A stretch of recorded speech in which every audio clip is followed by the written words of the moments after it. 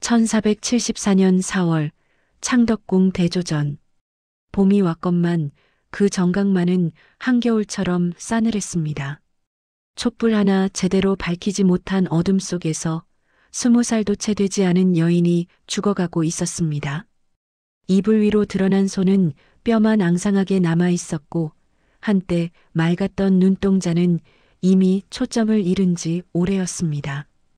입술은 파랗게 질려 있었고 가녀린 숨소리만이 그녀가 아직 살아있음을 증명하고 있었죠. 그녀의 이름은 한씨. 조선의 9번째 임금 성종의 정비 공해왕후였습니다. 정각 안에는 수십 명의 의녀와 내관들이 숨을 죽이고 서 있었습니다. 누구 하나 감히 소리내지 못했죠. 그들의 시선은 모두 한 사람에게 고정되어 있었습니다. 왕비의 손을 부여잡고 무릎을 꿇은 채 울고 있는 19살의 젊은 임금. 성종의 눈에서는 쉼없이 눈물이 흘러내렸습니다. 그 눈물이 왕비의 차가운 손등 위로 떨어졌지만 그녀는 더 이상 그것을 느끼지 못했습니다. 마마, 제발 눈을 떠주시오. 성종의 목소리는 갈라져 있었습니다. 조선 팔도를 호령하는 임금의 목소리가 아니었죠. 그것은 사랑하는 사람을 잃어가는 한 남자의 처절한 애원이었습니다. 공해왕후가 희미하게 눈을 떴습니다. 초점 없는 눈동자가 천천히 성종의 얼굴을 향했죠. 그녀의 입술이 달싹였습니다. 소리는 나오지 않았지만 성종은 그 입모양을 읽을 수 있었습니다. 전하, 그것이 마지막이었습니다. 공해왕후의 눈이 천천히 감겼고 붙잡고 있던 손에서 힘이 빠져나갔습니다. 가느다란 숨소리가 멈췄고 정각 안에는 죽음의 정적만이 남았습니다. 마마, 성종의 절규가 창덕궁. 전체를 뒤흔들었습니다. 그 소리를 들은 궁녀들이 하나둘 무릎을 꿇고 통곡하기 시작했죠. 곧 궁궐 전체가 곡소리로 가득 찼습니다. 19살의 왕비가 그렇게 세상을 떠났습니다. 후사 하나 남기지 못한 채, 제대로 된 사랑 한번 받아보지 못한 채, 오로지 국모라는 무거운 짐만 짊어지다가 그 짐에 깔려 쓰러져 버린 것입니다. 하지만 이것은 끝이 아니었습니다. 오히려 시작이었죠. 공해왕후의 죽음은 조선 왕실의 거대한 파문을 일으켰습니다. 그녀가 떠난 자리에 누가 앉느냐에 따라 조선의 운명이 완전히 달라질 터였습니다. 그리고 그 빈자리를 채운 여인이 바로 훗날 조선 역사상 가장 비극적인 패비가 되는 윤씨였습니다. 하지만 그 이야기는 나중에 하기로 하죠. 지금은 공해왕후 그녀의 이야기를 해야 할 때입니다. 13살의 왕비가 되어 19의 생을 마감한 비운의 국모. 그녀는 대체 어떤 삶을 살았던 걸까요? 시간을 7년 전으로 돌려보겠습니다. 1467년 모든 것이 시작된 그 해로 1467년 가을 한양. 온 도성이 들썩이고 있었습니다. 거리마다 오색 비단이 휘날렸고 백성들은 너도 나도 거리로 쏟아져 나왔죠. 조선 건국 이래 가장 화려한 혼례가 열리려 하고 있었습니다. 신부의 이름은 한씨. 나이 13살. 그녀는 당대 최고의 권신 한명회의 셋째 딸이었습니다. 한명회라면 세조의 왕이 찬탈을 도운 1등 공신이자 조선 정계를 좌지우지하는 실세 중의 실세였죠. 그의 딸이 왕비가 된다는 것은 단순한 혼인이 아니었습니다. 그것은 한명의 가문과 왕실의 정치적 동맹이었고 향후 수십 년 조선의 권력 구도를 결정짓는 핵심적인 사건이었습니다. 가마에 탄 어린 한씨는 창밖으로 스쳐 지나가는 풍경을 바라보았습니다. 환호하는 백성들, 길게 늘어선 호위 행렬, 휘날리는 깃발들. 하지만 그녀의 표정에는 기쁨보다 두려움이 더 짙게 서려 있었습니다. 13살. 요즘으로 치면 중학생 나이였죠. 친구들과 뛰어놀아야 할 나이에 그녀는 조선의 국모가 되어야 했습니다. 무엇이 옳고 무엇이 그른지도 제대로 모르는 나이에 왕실의 모든 기대와 책임을 짊어져야 했던 것입니다. 혼례식장인 창덕궁 인정전. 수백 명의 신하들이 도열한 가운데 어린 신부가 천천히 걸어 들어왔습니다. 그 걸음걸이는 놀라울 정도로 의연했죠. 하지만 자세히 보면 곧게 모은 두 손이 미세하게 떨리고 있었습니다. 단상 위에는 또 다른 13살이 서 있었습니다. 조선의 9번째 임금 성종. 그 역시 소년이었죠. 세조의 손자이자 예종의 조카인 그는 예종이 갑작스럽게 승하하면서 13살의 나이에 왕위에 올랐습니다. 두 아이의 눈이 마주쳤습니다. 성종의 눈에는 호기심이, 한씨의 눈에는 긴장이 서려 있었죠. 하지만 그 순간 성종이 살며시 미소를 지었습니다. 그 미소에 한씨의 긴장이 조금 풀렸습니다. 어쩌면 그때 두 사람 사이에 작은 연결고리가 만들어졌는지도 모릅니다. 혼례가 끝나고 한씨는 공식적으로 조선의 왕비가 되었습니다. 하지만 진짜 시련은 그때부터 시작이었죠. 왕비가 된 첫날 밤 공해왕후는 잠을 이룰 수 없었습니다.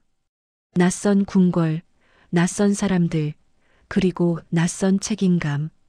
그 모든 것이 13살 소녀에게는 너무나 무거웠습니다. 특히 시어머니인 인수대비의 눈빛이 그녀를 짓눌렀죠. 인수대비는 조선 역사상 가장 강인한 여인 중 하나였습니다. 그녀는 며느리에게 단 한 가지만을 원했습니다. 후사, 왕실의 대를 이을 아들. 그것이 왕비의 가장 중요한 의무였고 존재 이유였습니다. 왕비의 본분은 후사를 잇는 것이니라. 그것을 절대 잊지 마. 인수대비의 차가운 당부가 어린 왕비의 가슴에 못처럼 박혔습니다. 그날부터 공해왕후의 삶은 오로지 하나의 목표를 향해 달려가기 시작했습니다. 후사, 반드시 후사를 낳아야 한다. 하지만 운명은 그녀에게 그토록 가혹할 줄이야. 왕비가 된 지 1년이 지났습니다. 공해왕후의 배는 여전히 비어 있었죠. 궁궐 안에서는 수군거리는 소리가 점점 커져갔습니다. 왕비 마마께서 아직도 기미가 없으시다더군. 저러다 폐비라도 되시는 거 아니야? 쉿, 조용히 해. 누가 들으면 어쩌려고. 그 수군거림이 공해왕후의 귀에 들리지 않을 리 없었습니다. 하지만 그녀는 아무 내색도 하지 않았죠. 오히려 더욱 꼿꼿하게 허리를 펴고 왕비로서의 위엄을 지키려 애썼습니다. 하지만 밤이 되면 달랐습니다. 홀로 남은 침전에서 어린 왕비는 소리 없이 눈물을 흘렸습니다. 자신의 몸이 원망스러웠고 왕비라는 자리가 두려웠습니다. 문제는 공해왕후의 체질이었습니다. 그녀는 태어날 때부터 몸이 약했죠. 조금만 무리해도 열이 오르고 계절이 바뀔 때마다 병석에 누워야 했습니다. 그런 몸으로 임신을 하기란 쉽지 않았습니다. 성종실록에는 이런 기록이 남아 있습니다. 왕비의 병세가 매우 위중하여 어이들이 7일 밤낮을 매달렸으나 차도가 없었다. 7일 밤낮, 168시간. 당대 최고의 의원들이 총동원되어 밤잠을 설쳤지만 어린 왕비의 병세는 좀처럼 나아지지 않았습니다. 인수대비의 눈빛은 점점 더 차가워져 갔습니다. 그녀는 며느리를 걱정하기보다 왕실의 대가 끊어질 것을 더 걱정했죠. 어쩌면 그것이 당시의 현실이었는지도 모릅니다. 왕비는 사람이기 이전에 왕실의 도구였으니까요. 성종은 달랐습니다. 그는 아내의 병상을 자주 찾았고 손수 약을 다려 먹이기도 했습니다. 정무의 바쁜 와중에도 왕비의 안부를 묻는 것을 잊지 않았죠. 마마, 오늘은 좀 어떠하시오? 성종의 목소리에는 진심 어린 걱정이 담겨 있었습니다. 공예왕후는 그런 남편이 고마우면서도 한편으로는 미안했습니다. 자신이 건강하기만 했다면, 자신이 후사를 낳을 수만 있었다면 남편에게 이런 걱정을 끼치지 않았을 텐데. 전하, 소첩의 몸 때문에 근심을 끼쳐 송구하옵니다. 그런 말씀 마시오. 마마의 건강이 곧 과인의 건강이오. 성종의 다정한 말에 공예왕후의 눈가가 붉어졌습니다. 하지만 그녀는 눈물을 보이지 않으려 고개를 돌렸죠. 왕비가 남편 앞에서 눈물을 보이는 것은 체면을 구기는 일이라고 배웠으니까요. 그렇게 2년, 3년이 흘렀습니다. 공예왕후의 병세는 나아지지 않았고 후사의 기미도 보이지 않았습니다. 왕실의 압박은 점점 거세졌고 궁궐 안의 분위기는 점점 무거워져 갔죠. 그러던 어느 날 인수대비가 성종을 불렀습니다. 전하, 후궁을 들이셔야겠습니다. 그 한마디에 성종의 얼굴이 굳어졌습니다. 하지만 그는 어머니의 뜻을 거스를 수 없었죠. 아니, 거스르지 않았습니다. 왕실의 대를 잇는 것은 임금으로서의 의무였으니까요. 그렇게 궁궐에 후궁들이 들어오기 시작했습니다. 공예왕후는 그 사실을 알고도 아무 내색을 하지 않았습니다. 오히려 후궁들을 따뜻하게 맞이했죠.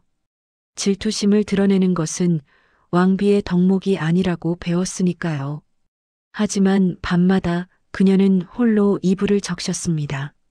자신의 무능함이 원망스러웠고 운명이 야속했습니다. 왜 하필 자신이 이렇게 약한 몸으로 태어났을까? 왜 하필 자신이 왕비가 되어야 했을까?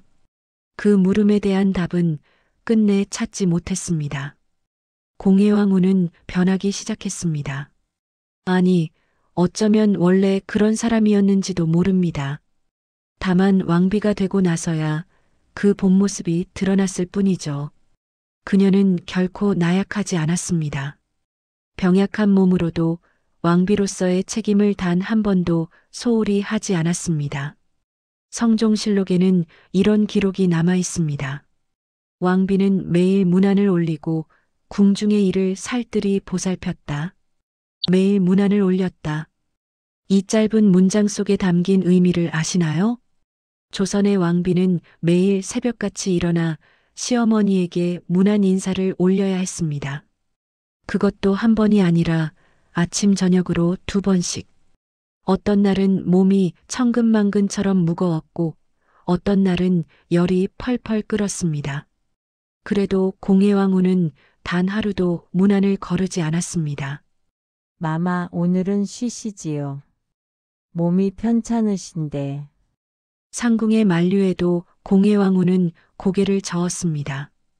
왕비가 문안을 걸으면 어찌 되겠느냐. 내 몸 하나 불편한 것이 무슨 대수랴. 그녀는 비틀거리는 몸을 일으켜 옷을 갈아입었습니다. 창백한 얼굴에 연지를 바르고 헝클어진 머리를 단정하게 빗어 올렸죠. 거울 속에 자신을 바라보는 그녀의 눈빛은 단호했습니다. 왕비로서의 위엄, 그것만은 절대 잃지 않겠다. 그것이 공예왕후의 마지막 자존심이었습니다. 후궁들이 하나둘 아이를 가졌다는 소식이 들려왔습니다. 숙의 윤 씨가 아들을 낳았다는 소식, 숙의 정 씨가 딸을 낳았다는 소식. 그 소식을 들을 때마다 공예왕후의 가슴에는 못이 하나씩 박혔습니다. 하지만 그녀는 웃었습니다. 후궁들을 불러 따뜻한 말을 건넸고 갓 태어난 아기들을 품에 안아 축복해 주었습니다. 누가 봐도 너그러운 왕비, 덕이 높은 국모였죠. 그 미소 뒤에 얼마나 많은 눈물이 숨어 있었는지 아무도 몰랐습니다. 어느 날 밤 공예왕후는 홀로 뜰에 나섰습니다. 보름달이 휘영청 밝은 밤이었죠. 그녀는 한참을 달을 바라보다가 낮은 목소리로 중얼거렸습니다. 이 몸이 무엇이 부족하여 이리도 고통스러운 것인지.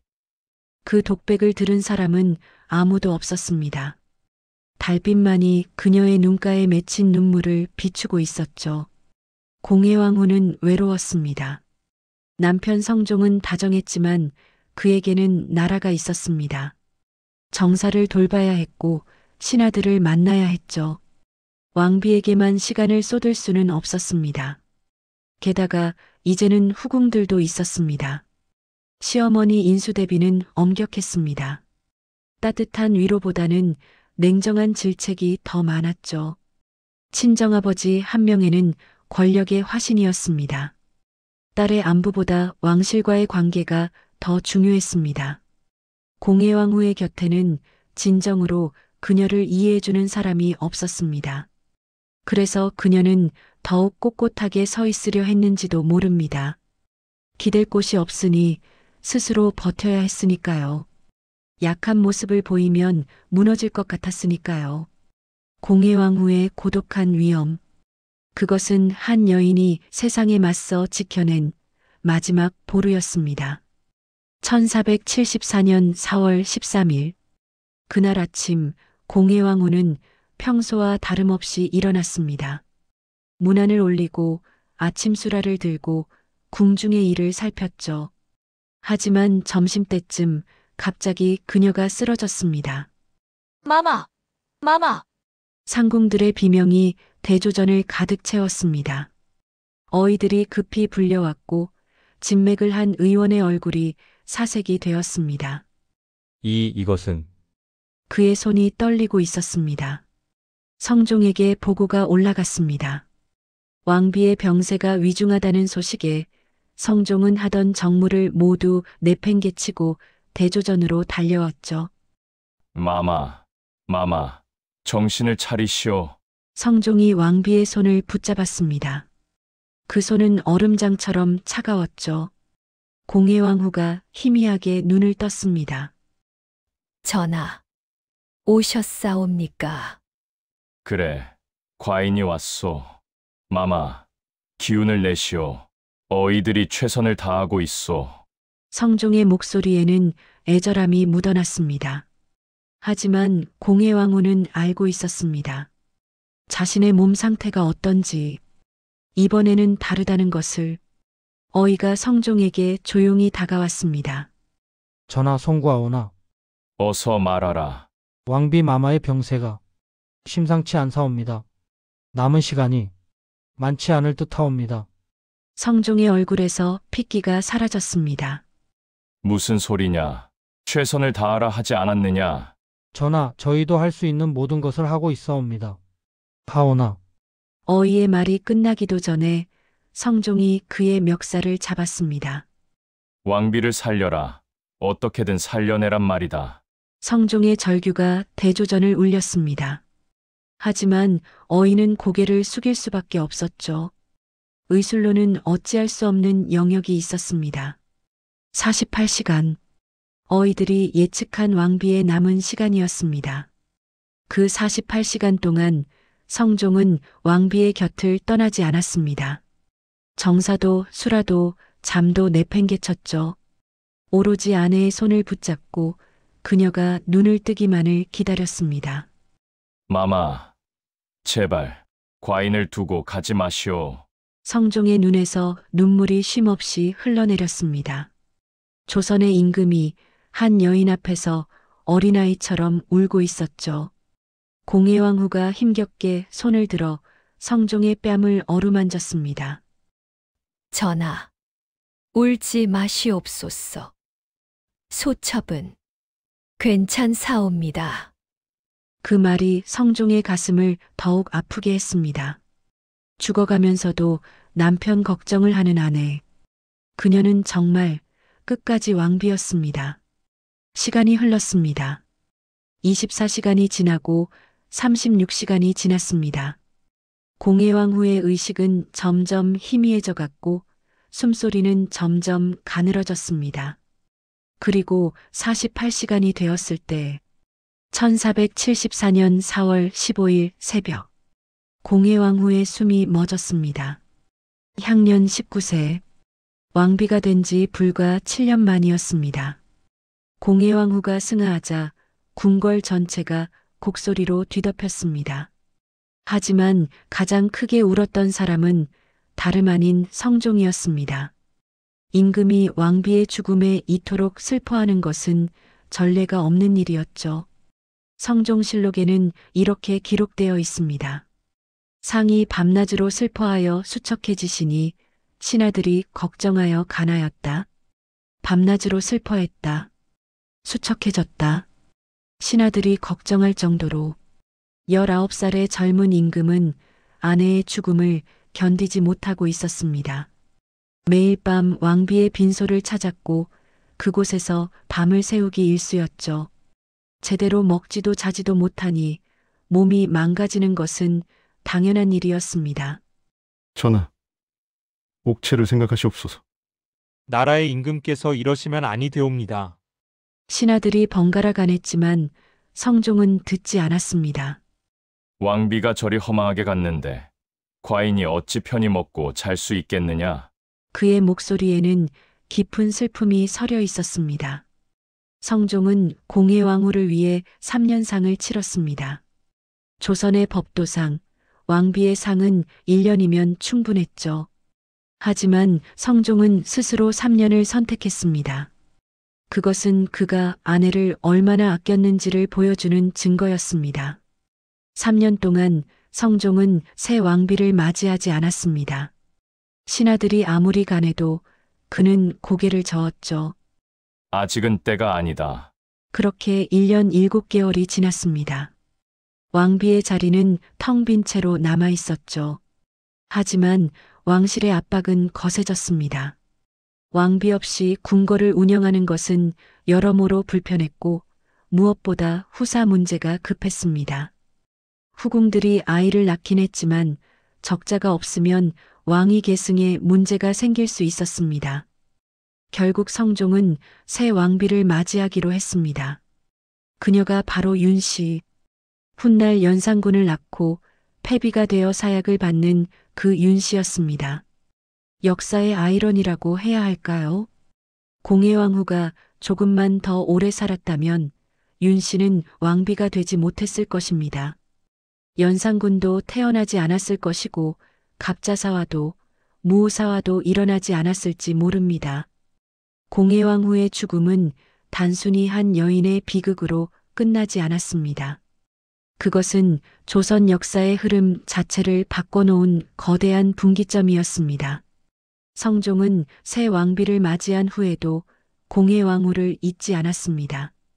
그녀의 기일이 되면 반드시 제를 올렸고 그녀의 묘인 순릉을 자주 찾았죠.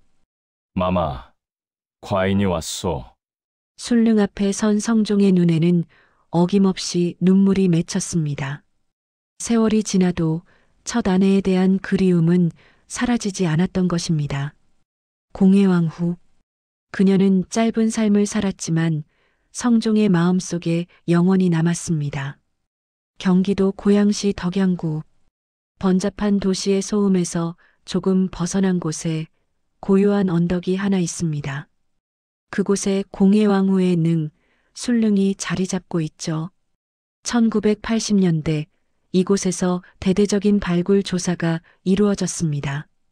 500년 넘게 잠들어 있던 조선 왕비의 흔적이 비로소 세상에 드러난 것입니다. 발굴단이 능비를 닦아냈을 때 그들은 숙연해질 수밖에 없었습니다. 비석에는 화려한 수식어 하나 없이 담담하게 이렇게 새겨져 있었죠. 조선국 성종대왕비 공해왕후 한시지릉. 조선의 성종대왕의 왕비 공해왕후 한씨의 능. 그것이 전부였습니다. 그녀의 고통도, 그녀의 눈물도, 그녀의 고독도 단 한 줄로 압축되어 있었습니다. 오늘날 순릉을 찾는 사람들은 그리 많지 않습니다.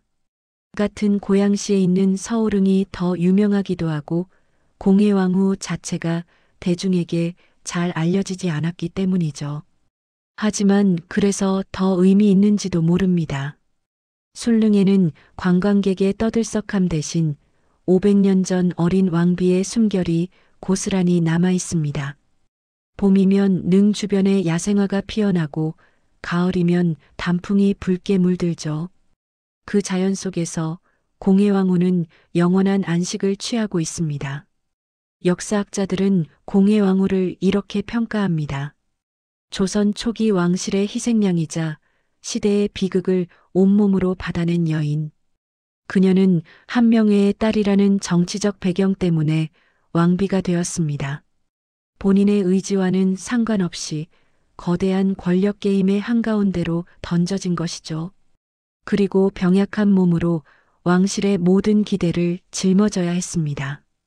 후사를 낳아야 한다는 압박, 시어머니의 냉정한 시선, 후궁들의 득세, 남편의 사랑은 있었지만 그것만으로는 부족했습니다. 결국 그녀는 19세의 나이에 모든 것을 내려놓고 떠나야 했습니다. 2024년 우리는 술릉 앞에 서서 생각합니다. 만약 그녀가 왕비가 아니었다면 어땠을까? 평범한 양반가의 딸로 태어나 평범한 결혼을 하고 평범한 삶을 살았다면 그녀는 행복했을까요? 하지만 역사에 만약은 없습니다. 공해왕후는 왕비였고 왕비로서의 삶을 살았습니다. 그 삶이 비록 짧고 고통스러웠을지라도 그것이 그녀의 운명이었습니다. 술릉의 소나무들이 바람에 흔들립니다. 그 소리가 마치 500년 전 어린 왕비의 한숨처럼 들리는 것은 기분 탓일까요? 공해왕후 한씨. 그녀의 삶을 한마디로 정의하기는 어렵습니다. 비극이라 하기엔 너무 담담했고 평범하다 하기엔 너무 무거웠죠. 13살의 왕비가 되어 19에 세상을 떠났습니다. 단 6년. 그것이 그녀에게 주어진 왕비로서의 시간이었습니다. 그 6년 동안 그녀는 무엇을 느꼈을까요? 처음 궁궐에 들어왔을 때의 두려움, 후사를 낳지 못하는 자신에 대한 자책, 후궁들을 바라보며 느꼈을 씁쓸함, 병상에서 홀로 보낸 수많은 밤들. 하지만 그녀는 끝까지 나약한 모습을 보이지 않았습니다. 왕비로서의 위엄을, 국모로서의 품격을 지켰죠. 그것이 그녀가 선택한 삶의 방식이었습니다. 성종은 그런 아내를 사랑했습니다. 아니, 어쩌면 존경했다는 표현이 더 맞을지도 모릅니다. 그는 공해왕후의 강인함을, 그녀의 고독한 위엄을 누구보다 잘 알았으니까요. 공해왕후가 떠난 후 조선 왕실은 격변의 시대를 맞이했습니다. 새 왕비 윤씨는 질투심이 강했고 결국 패비가 되어 사약을 받았죠. 그녀가 낳은 아들 연산군은 조선 최악의 폭군이 되었고 수많은 사람들이 피를 흘렸습니다. 만약 공해왕후가 살아있었다면 이 모든 일이 달라졌을까요? 역사의 가정은 무의미하다고들 합니다. 하지만 가끔은 그런 가정을 해보고 싶어질 때가 있죠. 19세에 쓰러진 어린 왕비가 조금만 더 살았다면 조선의 역사가 어떻게 바뀌었을지. 공해왕후의 이야기는 500년이 지난 지금도 우리에게 질문을 던집니다. 운명이란 무엇인가? 행복이란 무엇인가? 한 사람의 삶은 어떻게 평가되어야 하는가? 그녀는 행복했을까요? 아마 아니었을 것입니다. 하지만 그녀는 불행하기만 했을까요? 그것도 아닐 것입니다. 공해왕후는 자신에게 주어진 삶을 자신만의 방식으로 살아냈습니다. 비록 그 삶이 짧고 고통스러웠을지라도 그녀는 끝까지 자신의 자리를 지켰습니다. 어쩌면 그것이 우리가 그녀를 기억해야 하는 이유일지도 모릅니다. 19세의 어린 왕비, 조선의 첫 번째 비극, 공해왕후 한씨. 그녀의 이야기는 여기서 끝이 나지만 그녀가 남긴 물음은 영원히 계속될 것입니다. 여러분은 어떻게 생각하시나요?